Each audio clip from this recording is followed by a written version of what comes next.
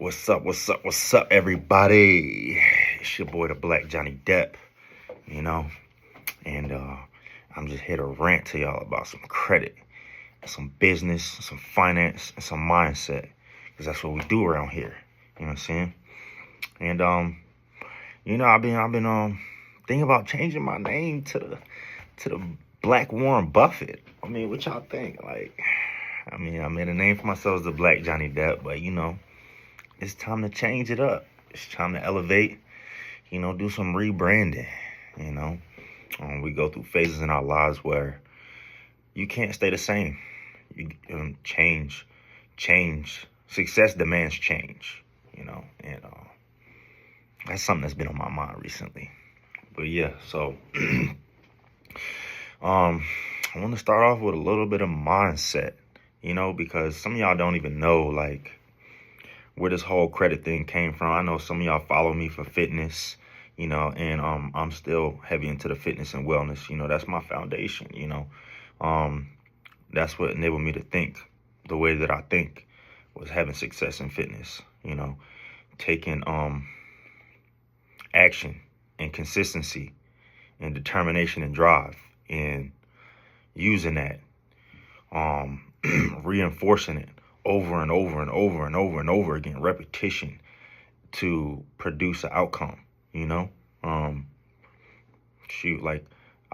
been an athlete all my life, but the level of athleticism that I had changed once I had a foundation. And once you exercise the fundamentals, you start to see things change, because now it's just not complication, it's not chaotic. It's not a task. It's something that, it becomes like a video game, and that's why they say you got to play the game to win, So you come in with the fundamentals, you get good at the fundamentals. And then that's one of my favorite quotes. One of my favorite quotes of all time is learn the game. Oh man, I'm messing it up. Learn the rules like a scientist so you can break them like an artist. Yeah. Learn the rules like a scientist so you can break them like an artist. And I can't remember if I heard this quote. I want to say I heard it from Kanye, and it really changed the way I think about things, because without the fundamentals, you can't go nowhere. So, it really elevated me. So then, we be out there at the parks working out. We be going hard. Sometimes we would go hours at a time, and sometimes we would do collabs and link ups, and we would go to other cities and train. It didn't matter what you did yesterday. You linking up with a big dog today, oh, you got to go crazy. You got to show them what you about, because people don't respect you. People will not respect you if your work ethic is half-ass. You know what I'm saying? If you don't know how to complete things, you don't know how to go hard, if you always got excuses, but people don't want to work out with you. People don't, and that's in business too. If you always got an excuse why you haven't done something, why you can't do something, people don't want to be around you, because your energy is not inducive to success. Success will not be your outcome if you are an excuse maker. And that's plain and simple. And that's universal. No matter what field you're in, you won't be able to succeed if excuses are the first thing that come out of your mouth. You know what I'm saying? That's in relationships, definitely in relationships. Why you can't do this? Why you can't? See, I just got too much going on. You done messed up. So they don't even want you no more. You know what I'm saying? Same with a man. You know what I'm saying? A woman that just can't own up to her mistakes and failures. You know what I'm saying? You automatically disqualify yourself from somebody who thinks, who's worked on the way that they think, their logic, their ability to problem solve, because half of knowledge is asking the right question. And knowing the failure is the first step to fixing it.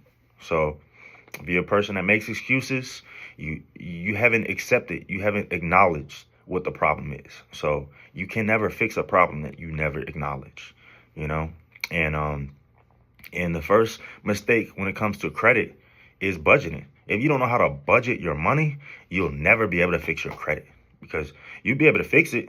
You can fix it, but it won't stay fixed because you have a money management problem. And credit is designed to reflect your money management habits, you know? So if you don't know how to manage money, you don't know how to budget, you just a splurger, you just a spender, you like to flaunt, you know what I'm saying? Like, you're not going to make it. Your success is going to be short-lived. You know, you're going to be a has-been. You're going to be a has-been. You're going to be that guy that had that money at one time. You know what I'm saying? You're going to be that guy that had money one time. I'm like, yeah, back in '08, I was balling. It's 2025, 2026 now. See, I gotta correct myself now because we're in the new year. But yeah, man. So you can't be making them excuses. Can't be making those excuses. But like I was saying, we used to call it getting money. When you out there getting a pump in and you going hard, yeah, you push past your limits, that's what we call getting money. Money in the bank. You know what I'm saying? Because you working. That's what's gonna translate into results. You know what I'm saying? We don't work just to work. You know what I'm saying? Not at first. You know what I'm saying? We want results, you know, but like that's the beginning. Once you start to fall in love with the process, it don't feel like work anymore, you know? And people say, oh, this is my passion, but passions can be developed. You can develop a passion for something that you didn't have, you know? And you know, any great person has a calling. You know what I'm saying? Your calling is what you're meant to be great in, but it's not always a specific thing. You know? It could change. It could change. Like when I was doing calisthenics and I was leveling up, you know, that's because I obsessed over it. I said, you know, I could be great at anything, but this is what I'm putting my time and effort into, so I will become great at it, you know? And I mean, I wasn't the greatest, but I consider myself a great in calisthenics, like elite level training, like top 3% in the world, you know. But enough about that. But yeah, we called it getting money. We called it getting money because that's what was going to give you the results, you know, when you're going to failure. And that's what people don't realize. Like, if you're not working to failure, you didn't exercise the muscle enough, you know? Like, if you're not going hard enough that you're exhausted, if you have not exhausted every avenue to get the thing that you want, you haven't done your due diligence. And therefore, you ain't getting no money. You know what I'm saying? If you still got more in the tank and you left something on the table, didn't put it all there, you're not getting money. It's not a money rep. You know, it's not something that's going to lead you to success. You know, and that was the mindset that calisthenics and fitness taught me, you know, that enabled me to take that into other places in life. You know, so I used to relate the bank account to fitness, money in the bank. So if you had a rep, right, just think of it like the body is the same as a bank account. So if you put money in your bank account, if you put money in your bank account, right, money is going in, right? But you spending it before you get the next money, then you're going to be bankrupt. It's the same with fitness. If you put the food that you eat is basically an expense. You're taking out debt when you start to eat food, right?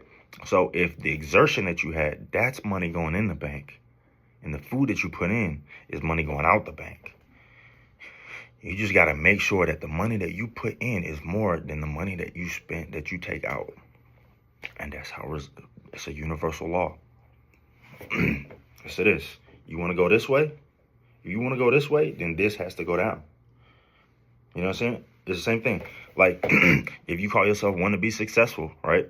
The habits that successful habits that you have to outweigh the unsuccessful habits, or else you're never gonna get here.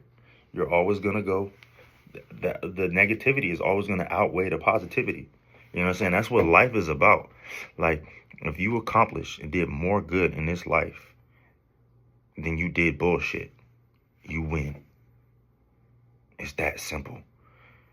If you did more good in life than bullshit, you win. Your good has to outweigh your bad. That's why we have to be producers and not consumers, because we can't be takers. We have to be givers, because like taking is not praiseworthy. It's not virtuous. It's not righteous. It's not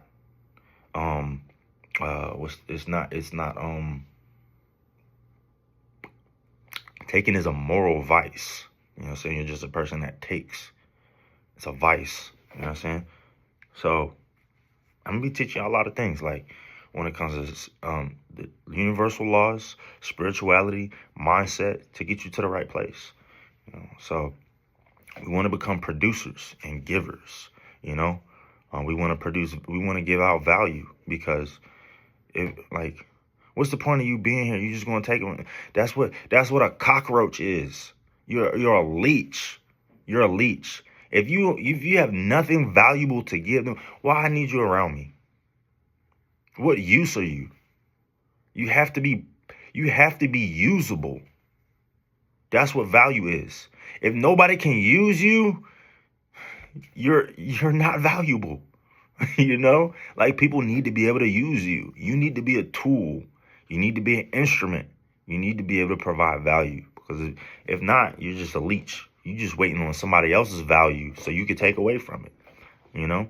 And that's that mindset shift that people have to have, you know? We want to be producers. We want to be givers. We want to be valuable, because that's the only way. Like, what do you think money is? Money is an exchange of value. So, according to the value that you produce, a dollar amount is assessed to that value. So depending on how much value you can give determines how much money in return you can receive. So without you producing any type of value, you have no exchange, which in turn is money. And it's just energy. You're exchanging energy, one type of energy for another type of energy, you know? So, hey, we doing spiritual alchemy over here. You know what I'm saying? It's not just getting money for the sake of money. You know, you want to be able to do good in this world and leave this world as a proud person. You got to be able to contribute something to the world. You know, the world got to know what you left behind. So that's what we're trying to do, because people will tell you that money's not important, right? And that's a trap. It's a spiritual trap, and it's a mental trap too, because you need money. Like the great Jim Rohn said, he said, money is like oxygen. Try living without it for a few days. Like, what you gonna do without the money? Bruh, this is the exercise that I used to do, a budgeting exercise that I used to do. I used to go and try to see how many days I could go without spending no money, right? And what I realized was that I had to spend more money up front to not spend money on the back end. That was the only way. That's the only way. If I paid my bills up front, that was the only way I ain't had to spend no money the next couple of days. You don't want to spend no money tomorrow? Buy your food today. Fill that gas tank up today. That's the only way you not going to spend no money, because something or someone is going to find a way in your pocket. That's guaranteed. Somebody's going to find a way in your pocket. Tell me I'm wrong. Somebody tell me I'm wrong. Tell me I'm wrong. Somebody gonna find a way in your pocket. You don't pay your taxes, IRS gonna come get you. You don't pay that rent, you gonna be living on the street. You don't eat, you're not gonna be able to function. You're gonna have to buy some food.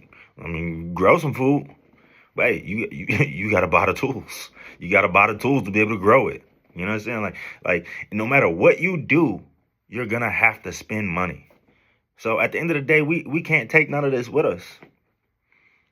At the end of the day, money does not go in your grave. It's not gonna do you no good. You can't take it with you.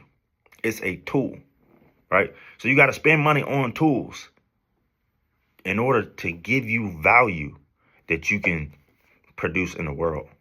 Make yourself important, a producer, a productive member of society. And that's what it's all about, you know? So my strategy, and this is not just my strategy. I realized I had to study these strategies, and I realized that this strategy is the strategy that us as a people are missing. I'm talking about black and brown people. We were missing, right? We didn't play the game because we thought the game wasn't for us.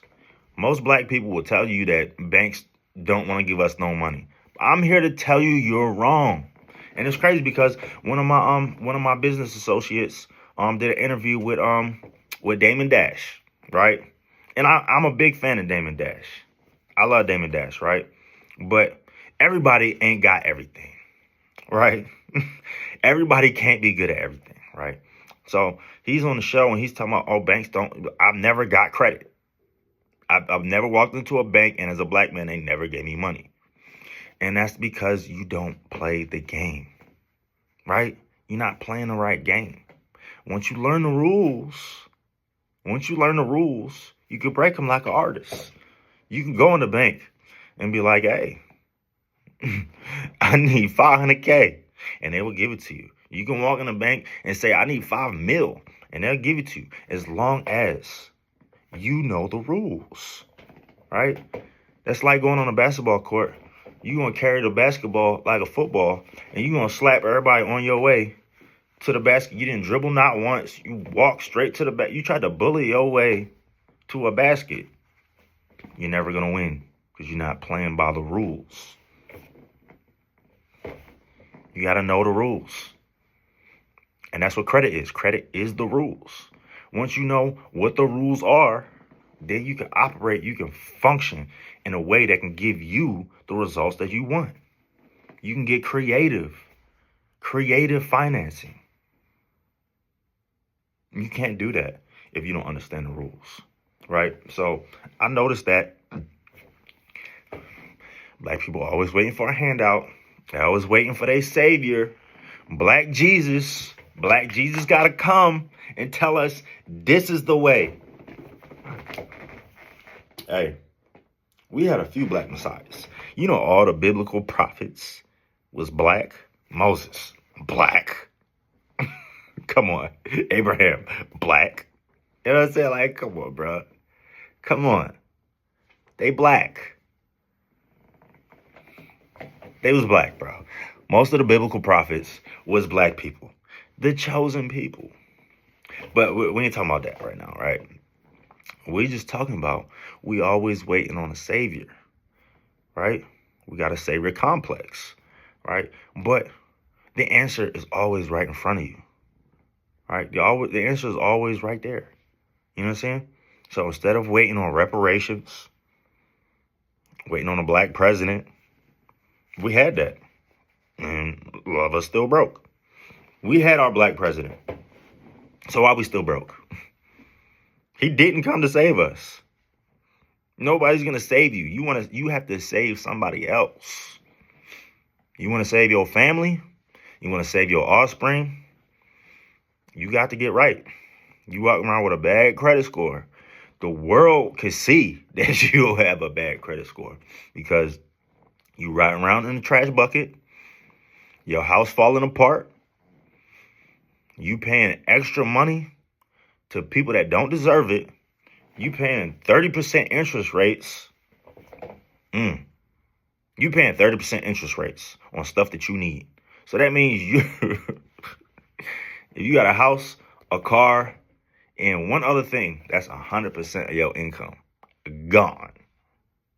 100%. You know what I'm saying? People still got 2% mortgages. And they lowered the standard to 580. Some FHA lenders will give you a mortgage with a 580. And guess what? You get a 9-10% interest rate. Now you paying auto loan rates on a car, and on an auto loan you paying 28%. You paying credit card numbers on an auto loan. You know what I'm saying? You paying credit card numbers on an auto loan. And then on credit cards, oh man, you paying 30 plus. You paying $30+ on the fucking credit cards. Loans. Revolving credit. Bro, that's the trap. Right? So you want to get ahead, you gotta learn the fundamentals, you gotta fix your credit, and you gotta educate yourself. Then you'll be able to get cheap money to go invest. Right? You get cheap money to go invest. You get to either scale the business that you run or the hustle that you have, take it to another level. You know what I'm saying? I started with Uber. I was working for FedEx and Amazon. I was hustling these boxes. Then I went and I started driving Uber, right? I'm hustling for $1 a mile, right? I gotta wait for that dollar. I work for every single dollar. I gotta wait for that dollar to come in, right? A person going 3 miles, I'm only getting $3. You know what I'm saying? Oh, they going 30 miles. Okay, I'm getting $30, right? Oh, in traffic, oh, it don't matter. Oh, you get an extra 2 cents per minute. I don't care about the minutes. I want the miles. You know what I'm saying? Then I realized just by having a different asset class that I can increase the miles that I get for doing the same work. Just by having a different asset. So in a car, I got a passenger, you know what I'm saying? I can only make that dollar. But in a semi truck or even a cargo van, that was my next step, was a cargo van. I can make $2 to $3 to $4 to $5 on a mile, and I can have more consecutive miles. So just by changing my asset class.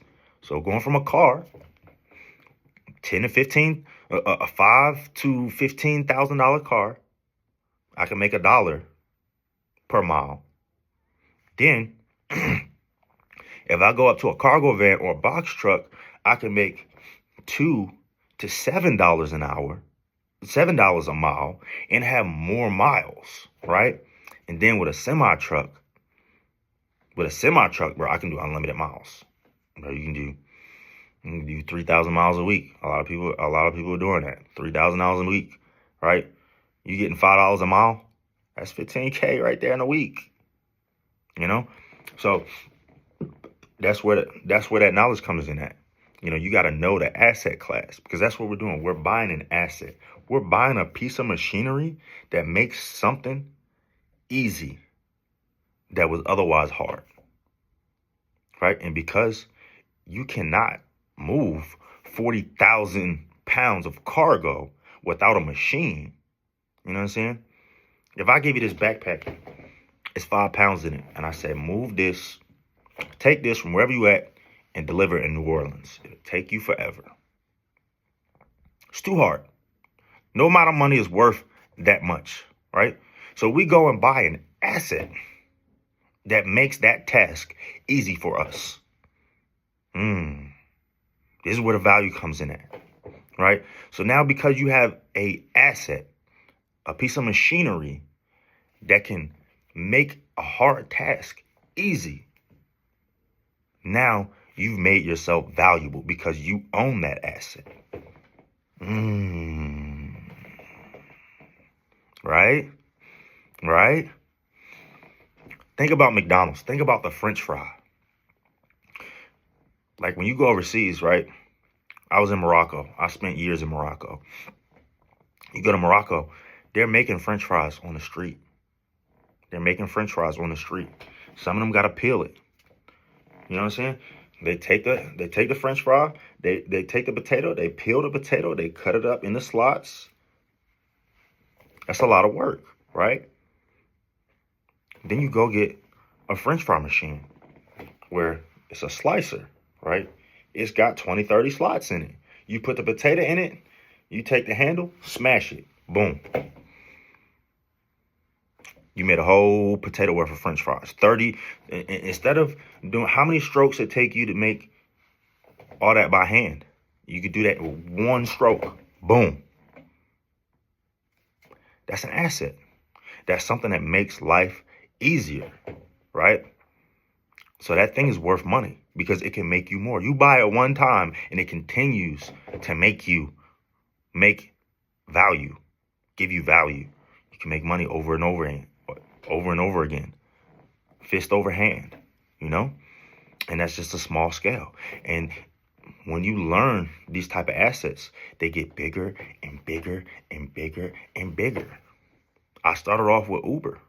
Matter of fact, even before Uber, I was doing bike deliveries. I was doing 30 miles a day on a bike. Jimmy John's. Here. 10, 20, 30 deliveries a day.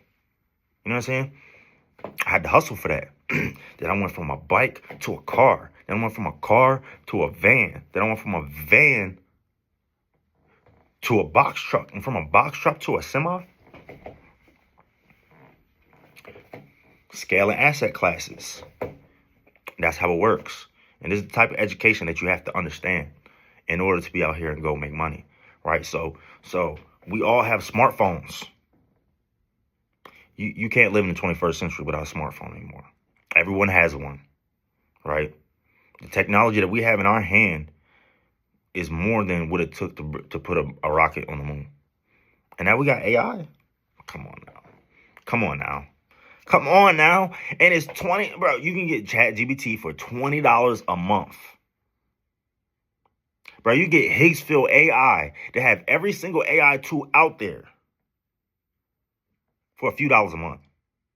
$20, $40 a month. Come on now. Every freaking AI tool that exists has been duplicated on Higgsfield. One platform. One subscription. Come on now. We don't have no excuse. It's just your mind is not in the right place. You still waiting for something. You still think that you haven't, like, the information is there. Bro, like, imagine coming from the 1950s or 60s, bro. Our parents came, like if you my age, bro, your parents came from the 60s. They are lost. They don't know what's going on. They don't know, they still don't know how to use Facebook. They still don't know how to take a selfie. Bro, they don't know how to take selfies, bro. They don't know lighting. They don't know none of that. They don't know angles. They they wake up talking about some, this their profile picture. You know what I'm saying? Like, but we in an age of time where, bro, everything's accessible to you. You have no excuse. But you're so creative that you come up with an excuse when you have none. You gaslighting yourself. You gaslighting yourself. You are talking yourself out of your own success. Tell me that's not damaged goods. Come on, let's be honest with ourselves. Because if you can't be honest with yourself, you're going to lie to me. Think about that. If you lie in the mirror, you're going to lie to everybody. How are you going to cultivate meaningful relationships when you a damn liar? You can't face the facts that you are in your own way and that your excuses are always going to be in the way of what you're trying to accomplish. Can't nobody help a person like that. Nobody. No mentor, no guru, only you. Only you. And God ain't going to help you if he don't see you helping yourself. God is not going to help you if you won't help yourself. Because he gave you everything. He gave you everything. He's already doing so much for you. Your heart beats on autopilot. You got an internal clock. Your body knows when it's time to go to sleep and when to wake up. It's on autopilot. God already did the work for you. So it's time we go out and do some stuff for ourselves. It's time that we prove that we're grateful for everything that we got. Because that's where it starts. It starts in here and it starts in here. Because you're not going to be able to go out and produce value in the world if you don't know that you're valuable. Whoo, we talking heavy. We talking heavy. Come on now. If you don't know that you're valuable, you're not going to be able to give anybody else your value. And we're not talking in an egotistical way. Oh, I'm so precious. I'm the best thing since sliced bread. No. There's a line. You know what I'm saying? You have to be reasonable. You don't make excuses, and you don't overinflate your value at the same time. The market is going to determine how valuable you are. The market is going to tell you how valuable you are. You know what I'm saying? The market will tell you. You know what I'm saying? That's why everybody around the world pays the same place for gold. Pays the same price for gold. Because the market dictates how much it's worth. You know what I'm saying? If people are not willing to pay for it, it shouldn't cost that much. Anybody that try to sell a car or a cell phone or a house know that.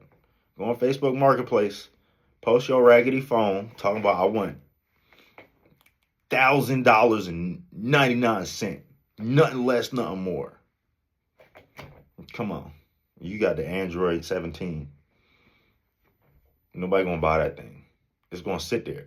So the market is gonna tell you whether you got some value or not. Right? So you gotta go out here and help some people. You gotta go out here and do some things. You gotta accomplish some stuff. And people will tell you. But guess what? You still got to be able to use discernment because people will tell you anything. I was meditating one time and a thought came to me. You know, like sometimes you just have those moments where you just know that when you feel like your circumstances don't meet the person that you are. Right? And that's where change happens. Where you say, hey, the person that I am, I shouldn't be walking around the world in these type of conditions. Right? And that's when change starts to happen. When you identify a mismatch between you and your outer world. You're not in harmony with where you want to be. So now you have to change something within. And I had one of those realizations. And a thought came to me.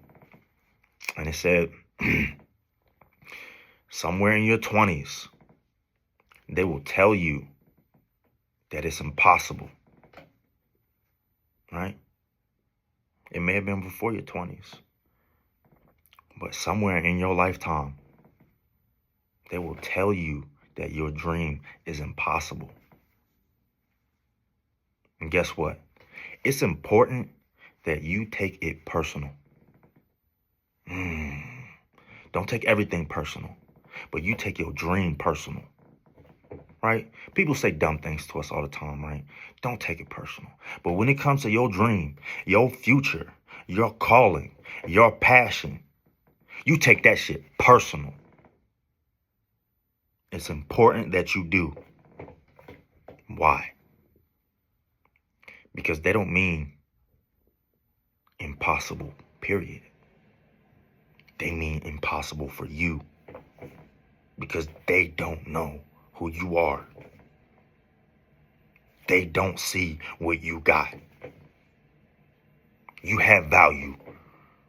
You have a superpower sitting inside of you, waiting to be exposed, waiting for that spark, waiting to be let go. So you can become who you really meant to be. You got to think outside of your current self and envision your future self.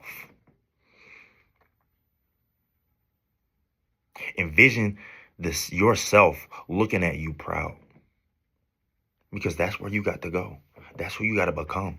You have to shed outside of the person that you are and become a person that may be unrecognizable to yourself. Unrecognizable to yourself. And that takes foresight. It takes vision. It takes inner vision and outer vision. Your inner vision has to come out of yourself. And you have to be able to see a person in front of you that is you, but is not you. And reverse engineer yourself to become that person. You thought this was easy? You thought this was easy? You want to become an entrepreneur because you've seen the lifestyle? No, this takes work. It takes work because you got to get out your own way. So you're like, how am I ever going to do this? How am I ever going to accomplish all of this stuff? Like, you talking about working out, you talking about fixing credit, you talking about shifting change, becoming valuable, developing skills, learning the fundamentals. I spent years doing this. And I'm stubborn. I got me a mentor. Cut all the trial and error out the way. Remember I told you, you got to pay for tools? That's what we paying for. We paying to get our time back. Because time is the most valuable thing that you have. And I didn't realize, I thought that I could learn everything firsthand. And I did. And it took me forever.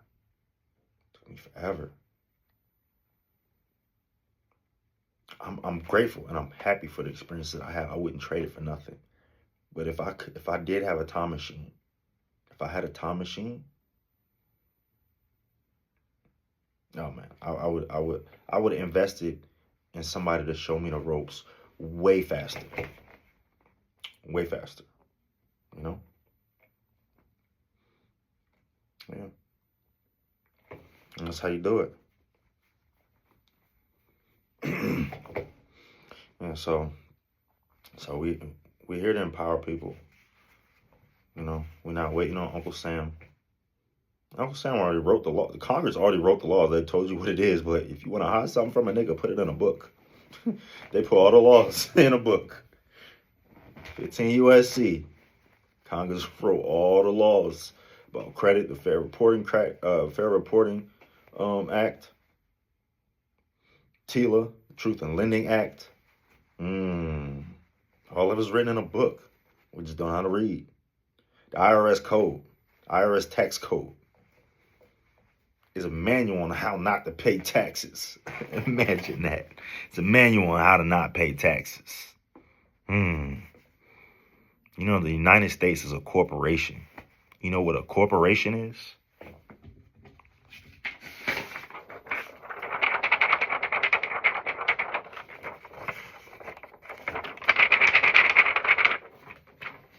That's a corporation. That's the whole United States. It's just a name on a piece of paper. You know what a mortgage is? It's a piece of paper. A LLC.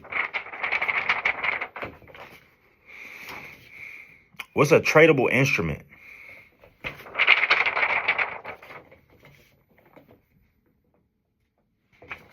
When you get a mortgage, who says you owe that money?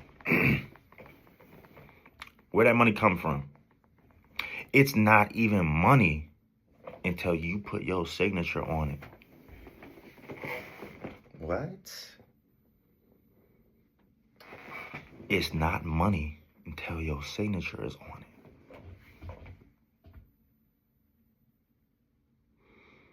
What does that mean? What does that mean? It does not become an asset. It's worthless. It's just a piece of paper until your signature is on it, because it becomes a promise to pay. It's a contract.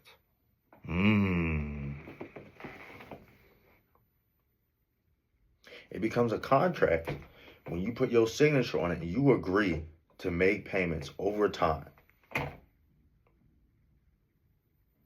Now, out of thin air, you just generated money.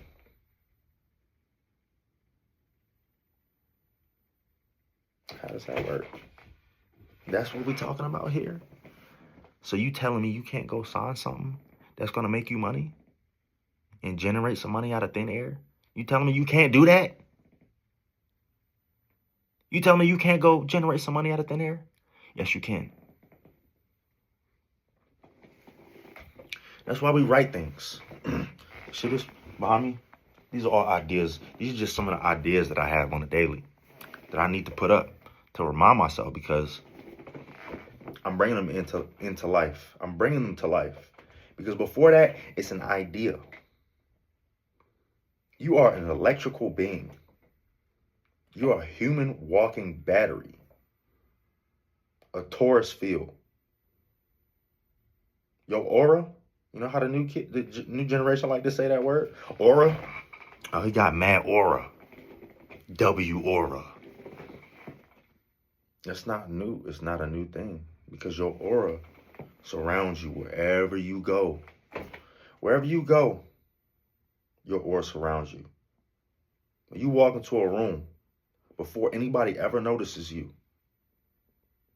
they feel your aura. And that tells them whether they like you or not.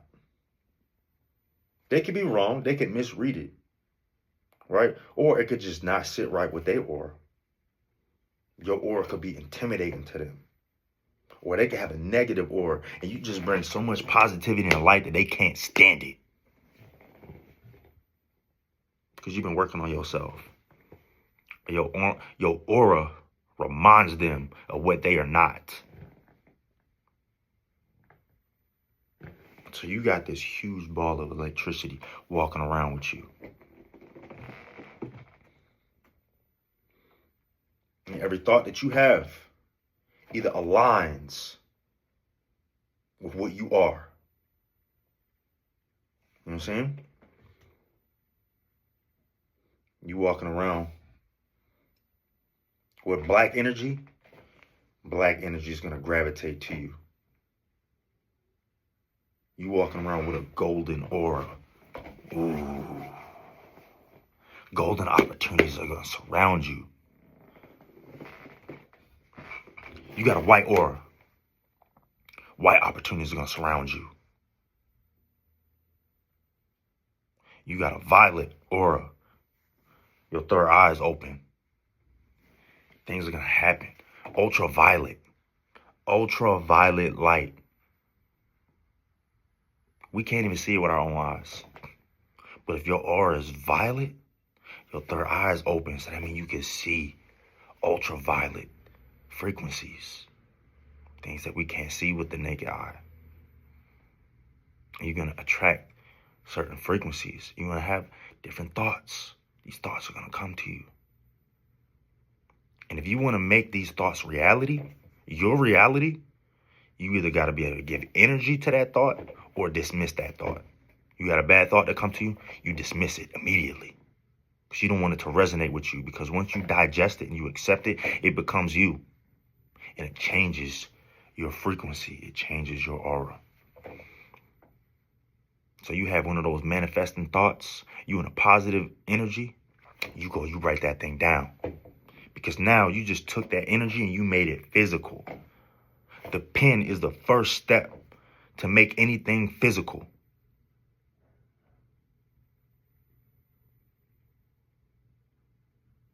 It said we were created in his image.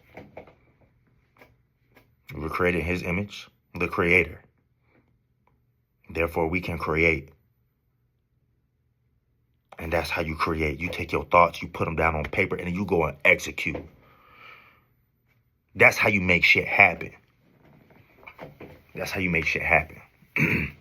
That's how you create. You plan to work and then work the plan. And you don't stop. And you don't stop. You don't stop. You do it over and over and over. And over and over and over and over and over again. Shout out to Marshawn Lynch. That boy a beast. That man had one plan. I'm finna score. I'm finna hit that end zone. What'd he say? What'd he say? Run through a motherfucker face. And then you ain't gotta worry about him no more. Bro, when your work ethic is so crazy, when you outwork everyone, but there's no way that they can compare to you. They're not going to want to compete with you. They're not even going to want to face you. Because just thinking about all the work that you've done is exhausting to them. Can't compare. You know what I'm saying? Can't compare.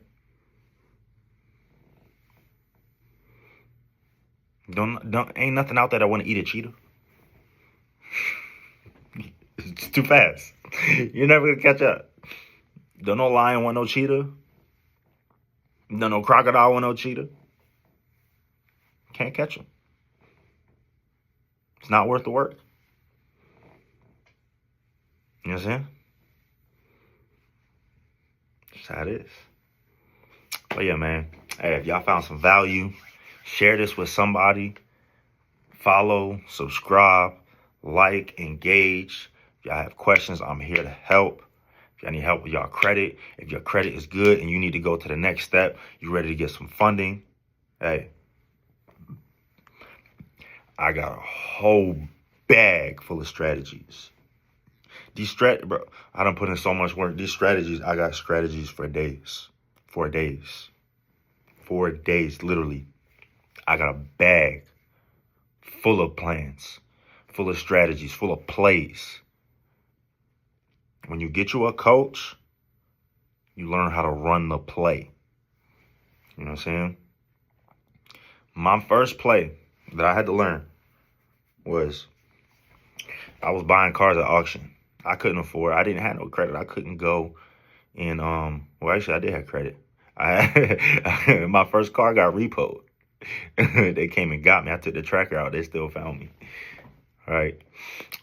So I had to go to auction. I couldn't finance no more cars. I had a repo on my credit.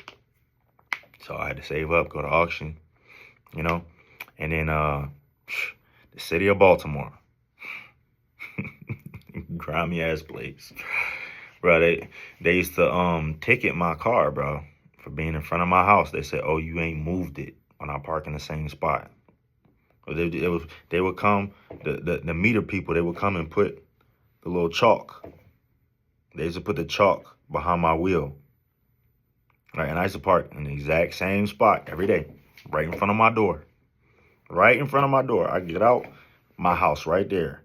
They said, "Oh, you've been in the same spot for 2 weeks.